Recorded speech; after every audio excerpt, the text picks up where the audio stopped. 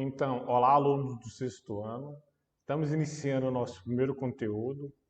E o nosso primeiro conteúdo é História e Tempo. Já pararam para pensar tanto que o tempo é relativo? Por exemplo, 5 minutos. 5 minutos é muito ou é pouco? Depende da situação, né? Por exemplo, se você está num lugar ruim, falta 5 minutos para você ir embora, vai demorar muito tempo.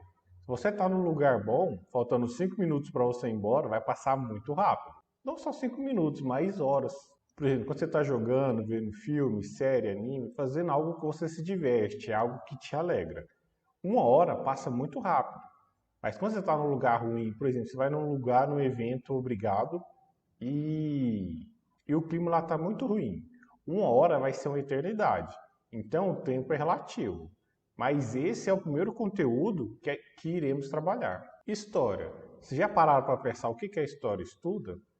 Então, bem, você já deve ter se perguntado onde queremos chegar apresentando todas essas mudanças. A história estuda justamente o processo de mudanças ocorridas nas sociedades. Inclui-se aí as mudanças no campo da comunicação, da moda, da alimentação, da construção, de moradias, do lazer, entre outras. Então, se a gente for ver, tudo à nossa volta vai mudar conforme o tempo for passando. Então, tendo isso em vista, a história vai estudar todas as mudanças ocorridas em nosso dia a dia, na nossa sociedade e na nossa vida. Mas a história não estuda apenas as mudanças, estuda também as permanências, ou seja, aquilo que, mesmo com o passar dos anos, não mudou ou mudou pouco. Por exemplo, construção de prédios antigos. O tempo passou, mas a construção continua lá intacta. Então, quer dizer, a gente vai estudar não só as mudanças, mas também as permanências. As permanências também podem ser percebidas nas brincadeiras antigas que continuam sendo praticadas até hoje. Pular corda, brincar de peteca, de boneca, de carrinho, de esconde-esconde e de amarelinha são exemplos dessas permanências. O tempo. Para escrever a história, os seres humanos tiveram de resolver o problema de situar os acontecimentos no tempo. Por isso, ao longo do tempo, criaram diferentes calendários. Isto é, diferentes modos de contar e dividir o tempo. Para dar início à contagem do tempo, cada povo escolheu uma data que é importante para ele.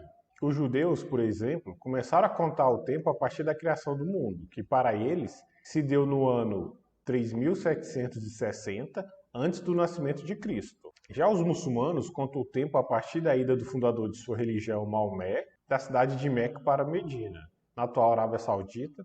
Esse fato ocorreu no ano 662 depois de Cristo. Agora os cristãos, por sua vez, escolheram o nascimento de Cristo para dar início à contagem do tempo. Por isso, o ano de 2021 para os cristãos corresponde ao ano de 1442 para os muçulmanos e de 5781 para os judeus. O calendário cristão. O calendário cristão é o mais usado no Brasil. Contamos o tempo a partir do nascimento de Jesus Cristo. Para nós, portanto, há fatos ocorridos antes e depois de Cristo nascer. No caso dos acontecimentos anteriores ao nascimento de Cristo, ao lado da data colocamos a abreviatura AC. Um exemplo, os seres humanos aprenderam a produzir o fogo por volta de 10.000 a.C., então é 10.000 A.C. Já a penicilina foi descoberta em 1928. Isso quer dizer que, quando se realizou essa importante descoberta, tinha se passado 1928 anos do nascimento de Cristo. Ao descrever a data dos fatos ocorridos depois de Cristo, não é necessário colocar a abreviatura DC. Coloca-se apenas o ano. Nosso calendário divide o tempo em dia, mês, ano, década, que é 10 anos, século, que é 100 anos, e milênio, que é 1000 anos.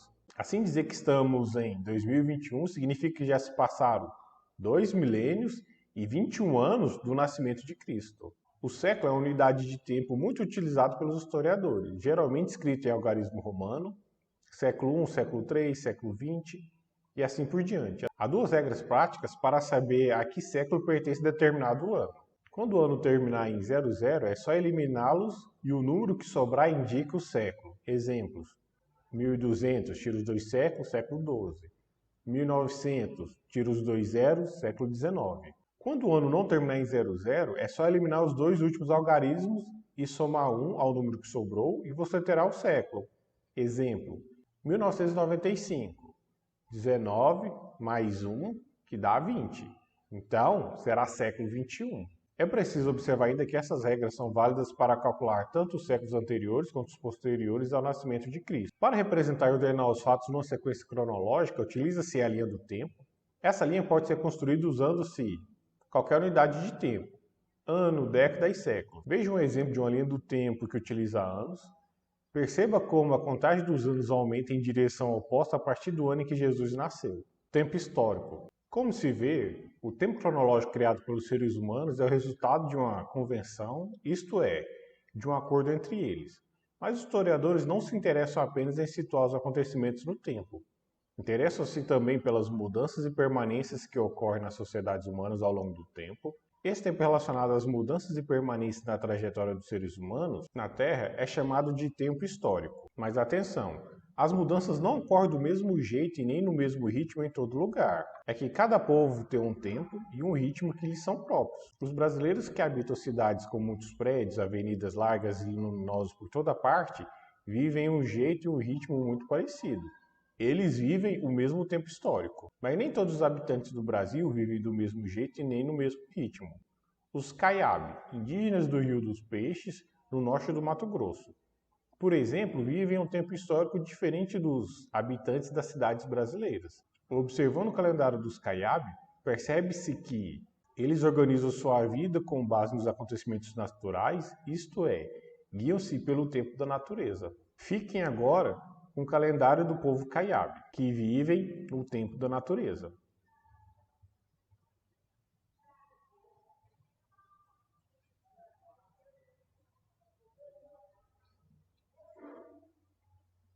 Então observem que eles vivem seu próprio tempo, bem diferente do nosso, que é marcado por dia, mês, semana. Então observe que o tempo deles é bem diferente dos nossos, que é dividido por minutos, horas, dias, semana, mês, estações.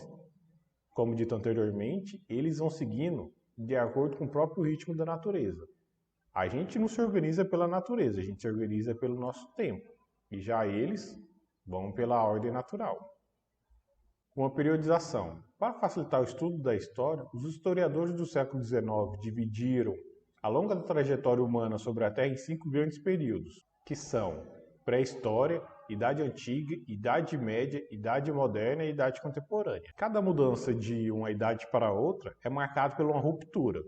Vejamos agora detalhadamente cada mudança e cada ruptura. Quando fala em pré-história, ela corresponde a todo o período antes da escrita da história. Ela vai do surgimento do gênero Homo há cerca de 2 milhões de anos até a invenção da escrita, por volta de 3.500 anos antes de Cristo. A Idade Antiga, de 3.500 a.C. até a queda do Império Romano do Ocidente em 476 d.C. A Idade Média, de 476 até a invasão da cidade de Constantinopla, atual Istambul, pelos turcos em 1453. Idade Moderna, de 1453 até o início da Revolução Francesa em 1789. A Idade Contemporânea, de 1789 até os dias atuais. Então, para criar uma nova idade, de acordo com a visão dos historiadores, tem que haver uma grande ruptura do estilo de vida que temos hoje para dar início a uma nova era, uma nova idade. Então, finalizamos hoje o conteúdo da nossa primeira aula e até a nossa próxima aula. Fiquem agora com as atividades.